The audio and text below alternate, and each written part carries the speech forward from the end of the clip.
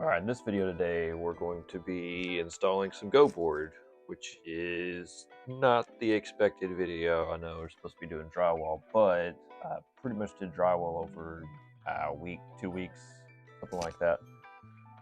So, I would do it a day here, a day there, half a day here. It is what it is. Drywall's up, mostly ready to go. So, sorry I didn't get a video on that, but here is the shower. I'm using what is called GoBoard. I got it at my local home improvement store. I don't love the regular stuff that most people use. Hardy Backer, I think there's some other ones like that that's just basically concrete board. A, it's just really hard to work with.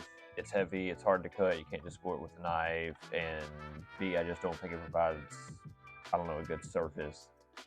So anyway, I was researching and there's a bunch of different options.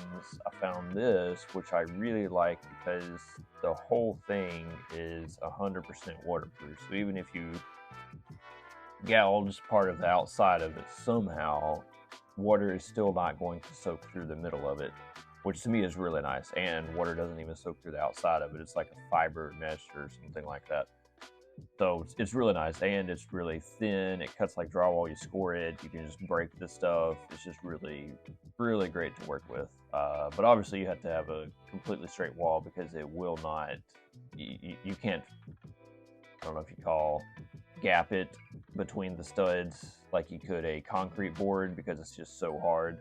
You can't do that with this. So your wall has to be perfectly straight. Otherwise, when you go to put the washers in, it will definitely conform to your uneven wall. So as you can see, I put in the niches here in different spots. If I did it again, or as I say, when I do it again, I'm not just gonna throw them up anywhere. I'm gonna measure them off the tile. And I wish I would have done that here, thinking back at it.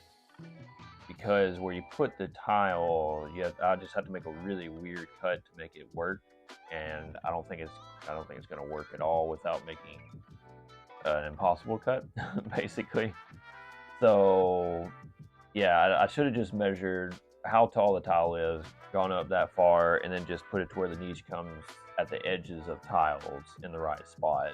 It just would have made it a lot easier to do the tile work. So I dry cut it first, basically cut everything, just kind of put it up there to make sure it would fit, and then I put them to the side, and then I went back and put everything in with sealant.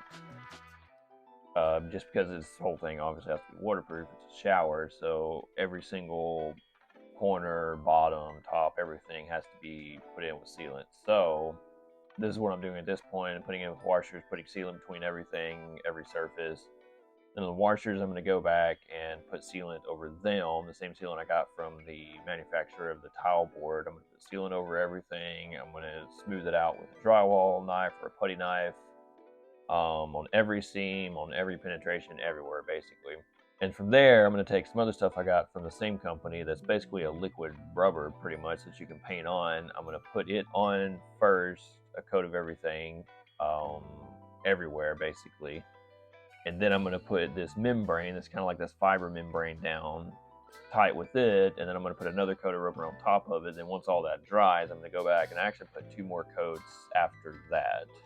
And I'm basically going to cover most of the wall with it. I don't have to cover the GoBoard because, again, it's 100% waterproof, so it doesn't really matter. But I'm going to cover most of it just to get everything overlapped. So after that, yeah, I mean, it's basically done and ready to tile. So that should be in the next video.